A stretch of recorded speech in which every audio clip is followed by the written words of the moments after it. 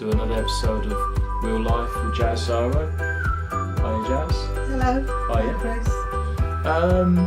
We was talking a bit about the shaman aspect of some of your therapies, and something was brought up about the fire ceremony. Could you tell me a bit more about that? Okay, yes, the fire ceremonies that I do.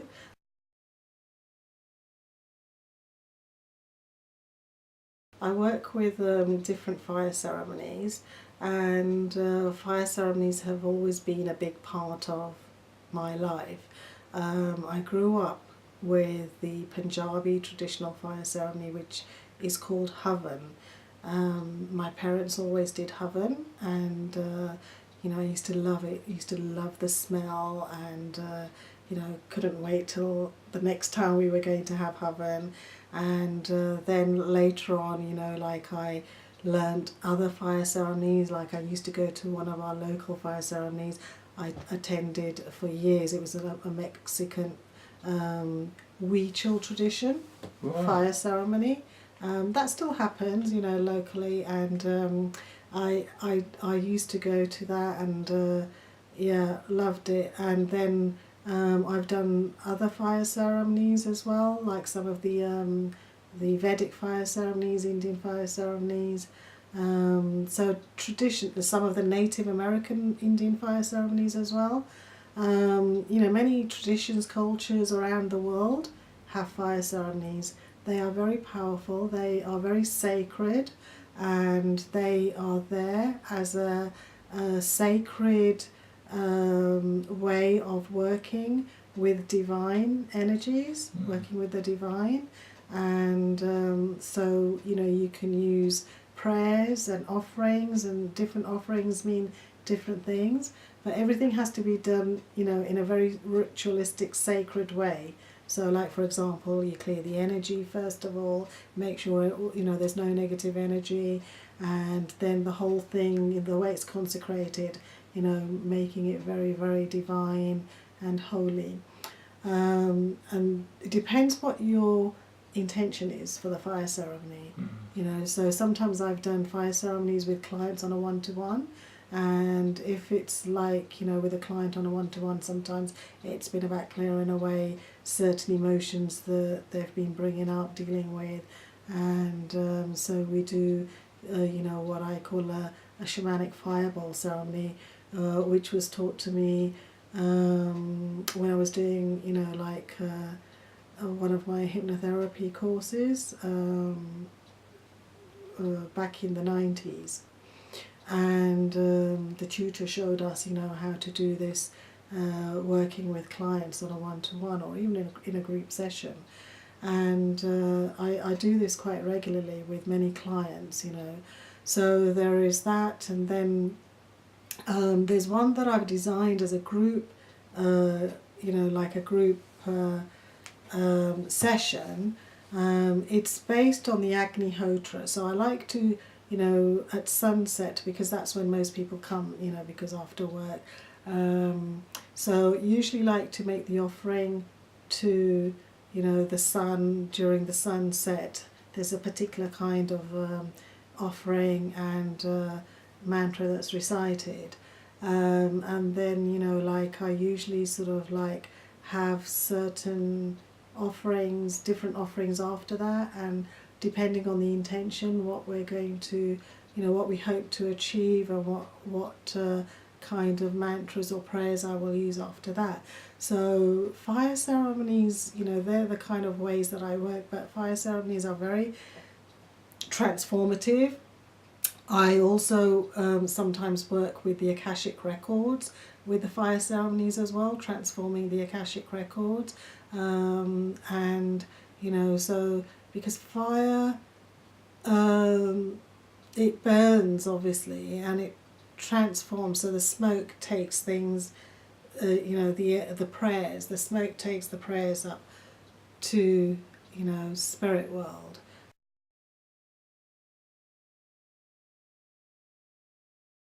To the heavens. So it's to the angels. very cleansing.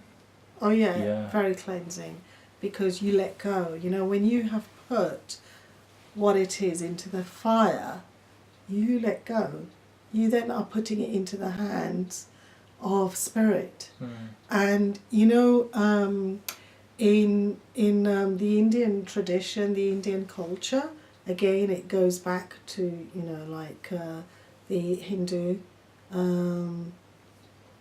tradition. The Agni is actually a god, okay? And so that is why the Agnihotra, because Agni is the god, Hotra is the, Agni is the fire god, so Hotra is the ceremony. So Agnihotra put together, the word means fire ceremony. Right. And the conductor, like myself, is called the Agnihotri. So I'm the Agnihotri, the conductor of the fire ceremony. Yeah.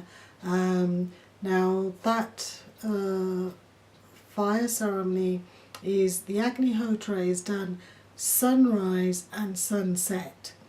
And it's very powerful if you do it at those times.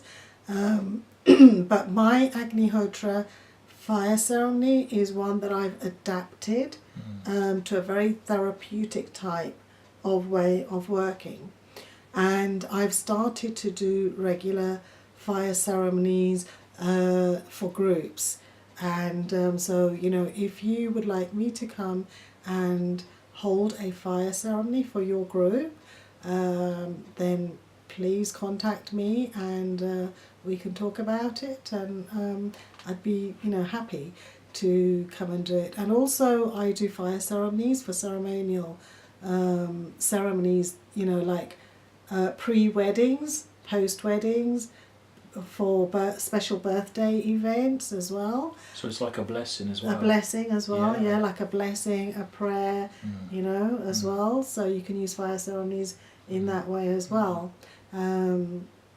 So, you know, weddings, birthdays, exams, anything, you know, like if you're having a difficult planetary aspect, I do fire ceremonies, you know, in relation to the planets as well.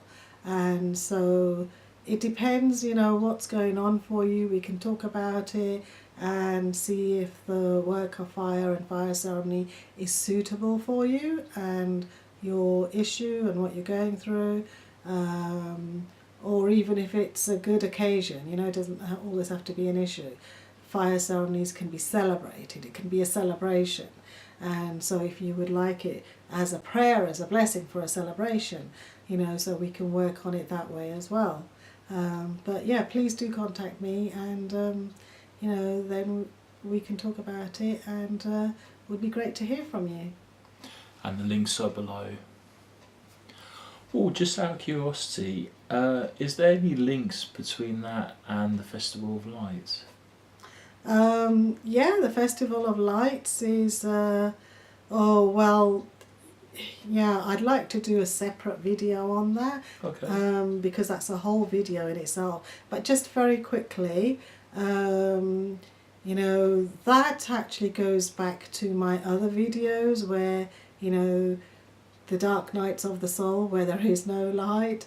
And so the story about Ram, you know, going through this journey of dark periods, and then, you know, the light at the end of the tunnel is celebrated, and so lights were lit along the path to celebrate the, you know, coming back of light, victory.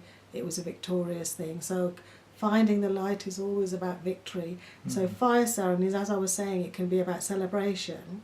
It can be to, you know, gain victory, you know, so transforming situations to gain victory. You know, so as I said, like, you know, contact me, and if it's something I can help you with, then, you know, great. Love to. Thanks for watching. Please subscribe. Like a bird on a tree, I'm just sitting here. I got time, it's clear to see. From up here world seems small, we can sit together. It's so beautiful, you and me. We meant to be in the great outdoors, forever free.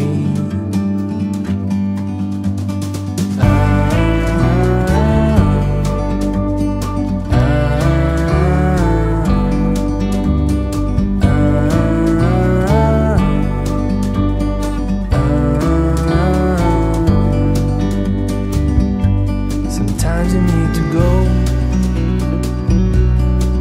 and take a step